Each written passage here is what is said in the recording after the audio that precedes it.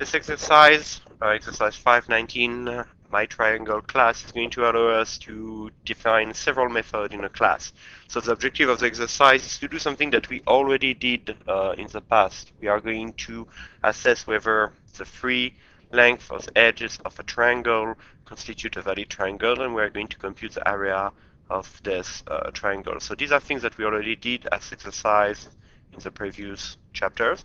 We are going to simply, this time, encapsulate all this code in methods. So let's start from the point of view of the main. What are we going to do? Well, we are asked to define two methods, isValid and area.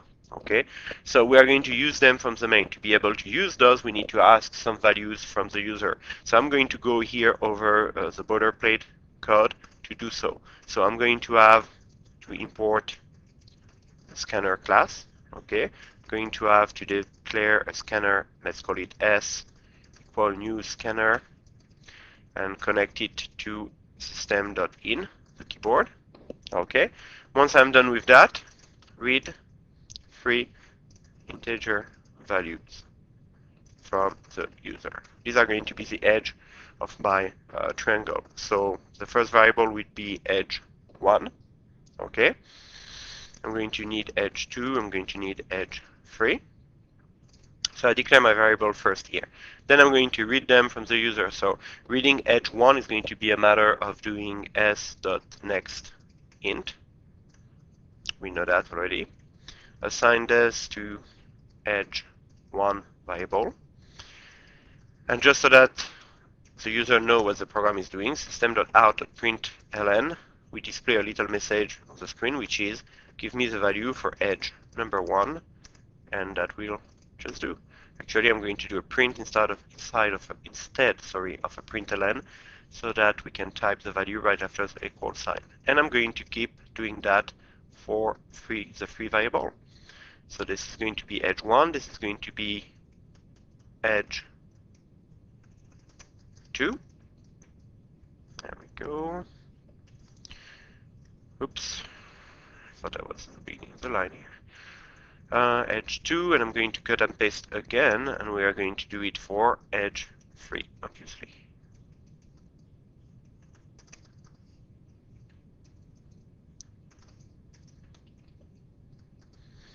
Okay, so we have the 3 edges read. I just saved my file. I'm going to go in Conqueror, and I'm going to compile this class. No problem for the compilation. I'm testing that everything is working so far. Edge 1 is equal to 1, 2, 3. Program stop. Hopefully the free variable has been read correctly. And I go back to the code. So I just made sure that my code was not broken before I start piling up more complexity. What do we need to do then? Well, we need to use those functions. So let's start by writing the code that's going to use those functions. The first one is valid, it's going to return true or false, depending on whether those 3 edges constitute a valid triangle, or not. So I'm going to use it by coding is valid. So I'm calling it inside of an if. So this method call will result in true or false, which is going to give me the conditional for the if. Now, what do I need to pass? I need to pass the 3 edge values. So that's how it's going to look. If this method returns true, then system.out.println valid triangle. Why not? Else, little typo here, system.out.println invalid triangle. Okay, so we took care of using the first method. What is the second method? The second method computes the area of my triangle. So system.out.println the area is, and I'm going to add here the value returned by calling the method area with parameter edge 1, edge 2, edge 3. So I pass my free variable again. And at this point, I will be done with my program. I can compile it, but if I compile it now, of course, the program will complain, the compiler will complain that I don't have defined those method. So let's get that out of the way. Public static boolean is valid. So this time, this method returns something, a value of type boolean. Int, I'm going to call them E1, E2, E3. My three parameters are the three edges of the triangle. Public static, this one is double area. I'm going to return the area of the triangle, which I'm going to compute as a floating point number, more specifically a double. Same parameters, int E1, int E2, int E3. You will notice how the formal parameters name can be different, of course, from the effective parameter, actual parameter name. And now I have code that I can compile because my methods are not doing anything. Okay, actually I should even make them return a value, otherwise there's going to be a little issue. So for example, let's say that isValid returns always true for now, and area returns always 0 for now.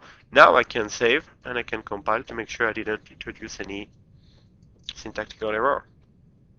Okay, little typo, t return true, system doesn't like it very much. Okay, overlook that. Save, let's try again.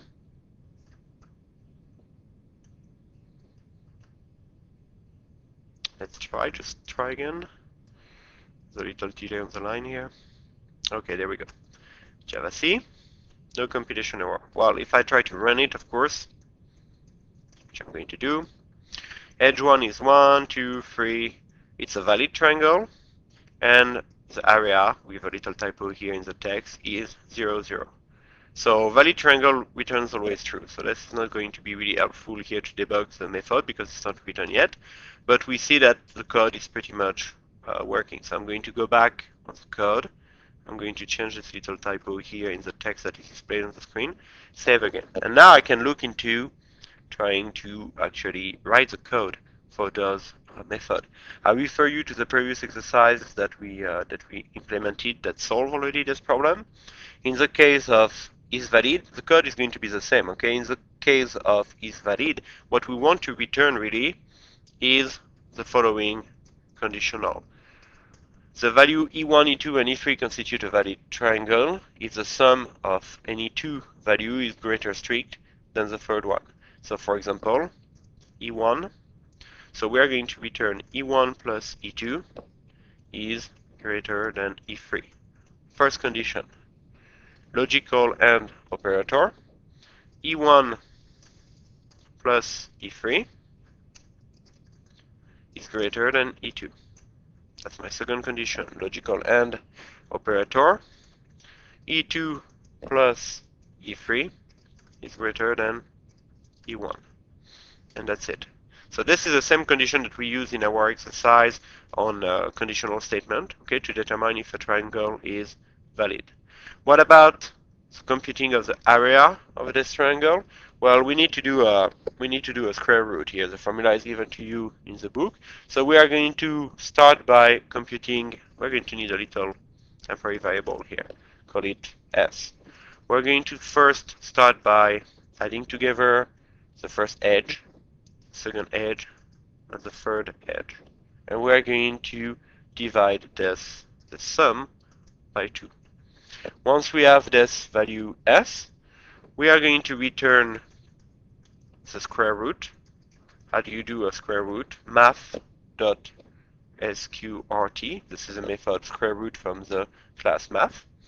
And we're going to do the square root of this value s that we computed times s minus edge 1 times s minus edge 2 times s minus edge 3. And we're going to close. So we have now our code working. I'm going to save, and we're going to go back to Conqueror to test it. First we start with Java C. Okay. Everything is fine. We run our program. Okay, let's take some values that are going to hopefully lead to a valid triangle. 3, 5, 9.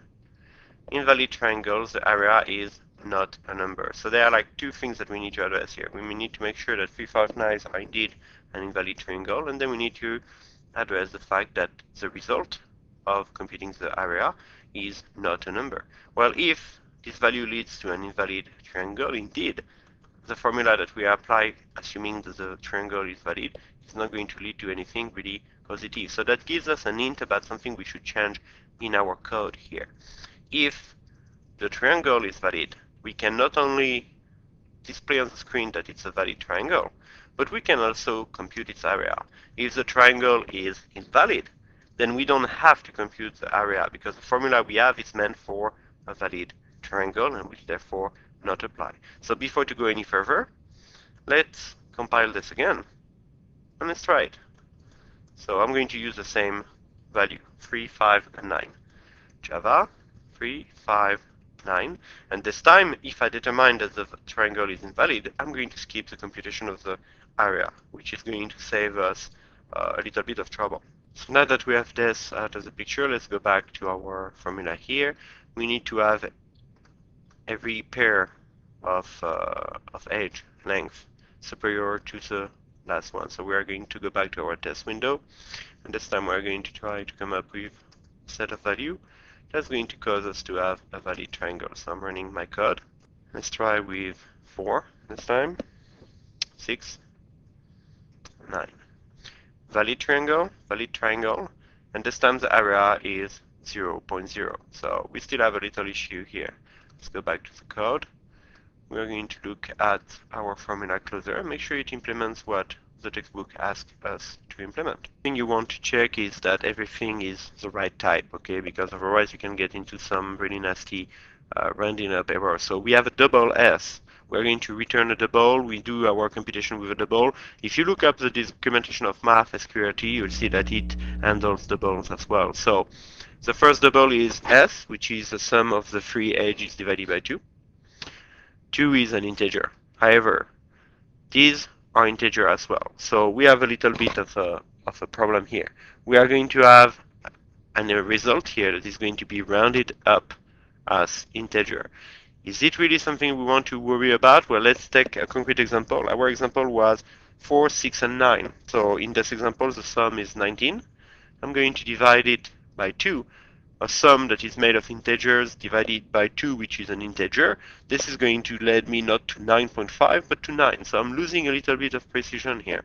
And then this value 9 is going to be converted into a double. So let me try to do this. I'm going to divide E1 plus E2 plus E3, which are three integers. I'm going to divide them by 2.0, which is a floating point number. So this is going to allow me to have a result for this equation, for this expression, which is a floating point number. Whether it's a float or a double, doesn't really matter here. It's going to be upgraded to a double when we assign it to S. So this first thing here was a very common rounding up errors with double and floating point number in general. Okay.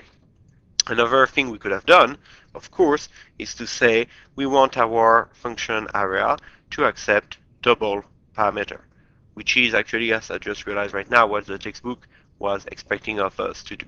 But it's okay. We have been doing a little detour here, but that taught us something. Now, what about return math.sqrt, s times, etc.? Well, okay, we have the same problem here. S minus E1, S minus E2, S minus E3. What is the type of S? Double. What is the type of E1, E2, E3? Integer. So we are going to have a result which is going to be a double. So this part should be working a little better. So the parameter of SQRT is going to be of type double. Okay, we promote all the integers that are subtracted to a double to the type double as well. And then whatever math.sqrt is going to return is what we're going to return from our function. That is going to be a double value. So let's try with this simple modification.